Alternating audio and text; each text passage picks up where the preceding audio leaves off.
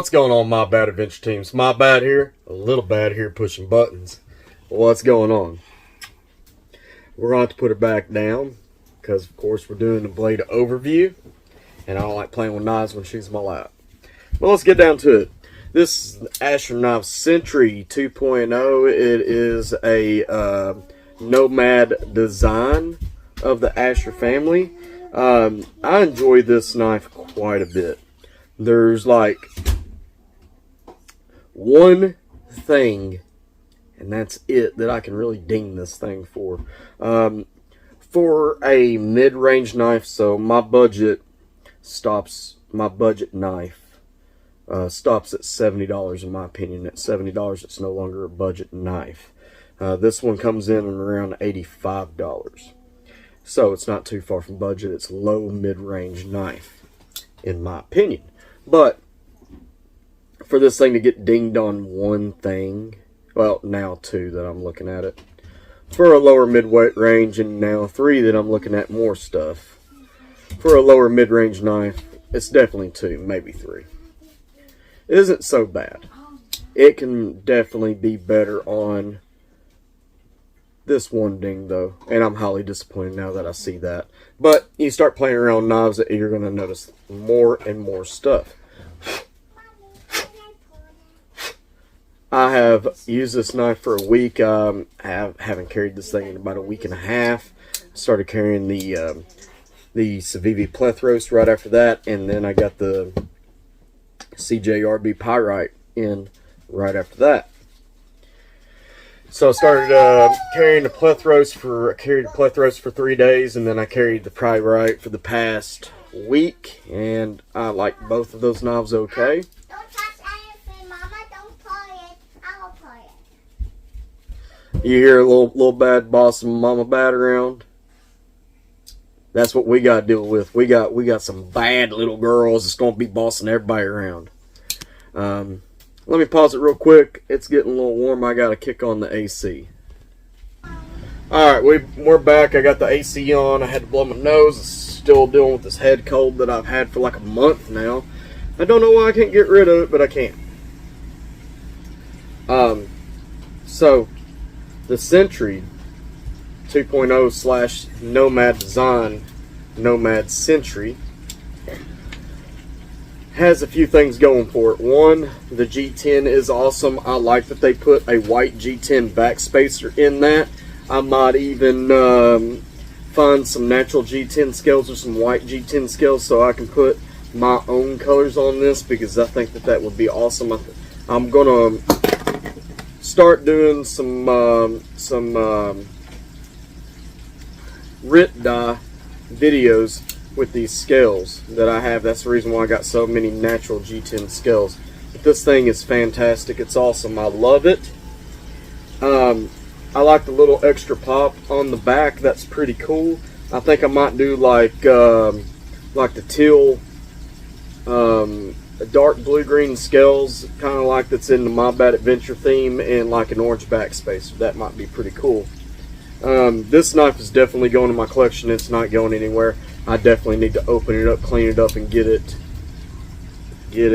working properly. Let's get my flashlight out. This is the Olight I1R2 that was donated, that was given to me as a gift from my good buddy King Raven. And as I'm looking in there, I'm actually kind of surprised that these are, I think these are phosphor bronze washers. And if they're phosphor bronze washers, that's pretty impressive. Maybe I just need to put a little bit of lube in it. But that's pretty awesome. These are phosphor bronze washers. That makes it even better now, in my opinion, because I like phosphor bronze washers over ball bearings any day. Highly dislike Teflon washers, though. I'm not a big Teflon fan. This knife is it's got pretty decent action. It's not like the smoothest in the world. It's probably because it's got phosphor bronze washers, but that axis style lock's pretty cool with it. You can still make it kind of free float in a way. It takes a little bit more force than a button lock on bearings, but you would expect that anyways. But you can still flip it out using the Axis style lock. I don't know what the Asher name for the Axis style lock is, but it's one of those. Got decent steel liners on it. The steel liners are not milled out, so there's a little extra weight in it, but there's also that extra rigidity to it. The blade still comes in S35VN. S35VN is one of my favorite pocket carries. It's tough, it's edge retentive, and it's stainless. It's not the most stainless, it's not the most edge retentive, it's not the toughest, but it's got a good mix of all of those, and that's the reason why mybadd likes it.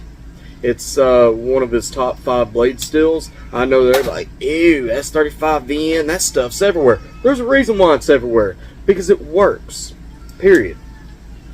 And that's really all I gotta say about that. I mean, it has been extremely popular for the past 8 years or more. And now it's starting to become in that upper mid-range and even some budget knives are sporting S35VN, which I think is fantastic. I love it. I like seeing more of this as a folding, not as a fixed, but as a folding pocket knife blade steel. It's just that damn good. It's the jack of all trades, kind of like me.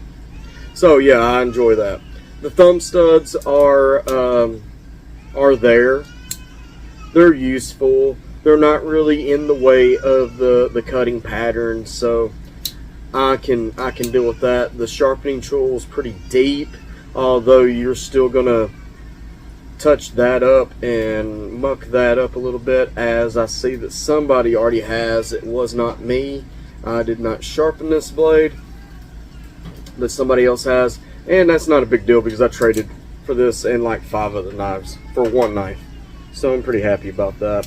The pocket clip's not exactly deep carry, but it acts like a deep carry. So let's go ahead and get the campfire out, Hank out, and show you what I mean. So there's a little bit stepping up, and it's kind of deep carry, but you can still see that back nub coming up, but it's styled like a deep carry.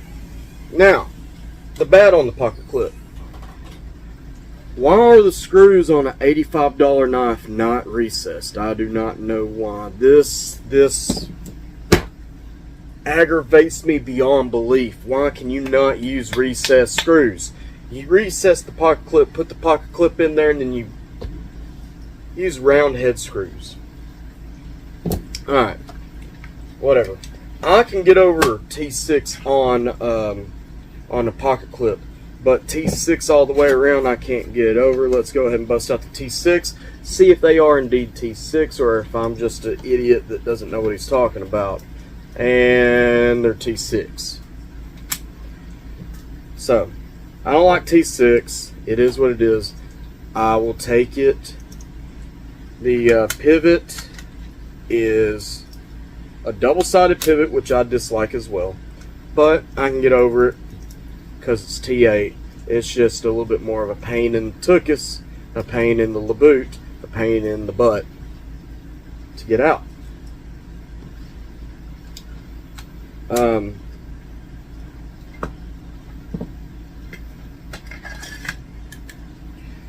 I like that the Asher Centri, the Nomad style Asher, went with this harpoon blade and the thick fuller. I think that's pretty cool. I kind of wish that I was able to use that fuller to deploy the knife, but it's okay.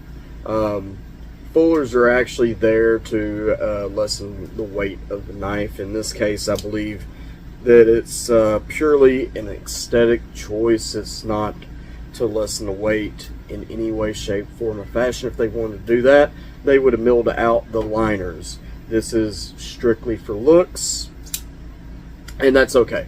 The got the Asher logo on the blade. Some people don't like that. I actually don't mind it. It's not that intrusive. It shows you who makes the knife, and they got S35VN on the back, which I always like that.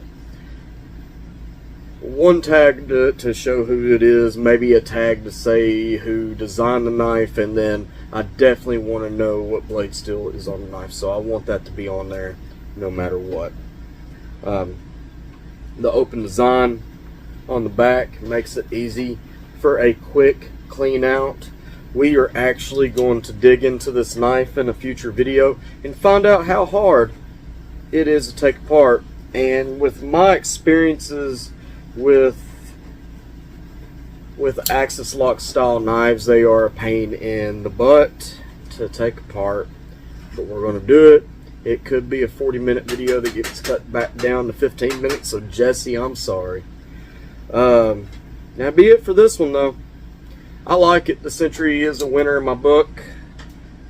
Please like, share, and subscribe. Comment on Oh My Bad's videos. Tell Oh My Bad what you'd like to see him do.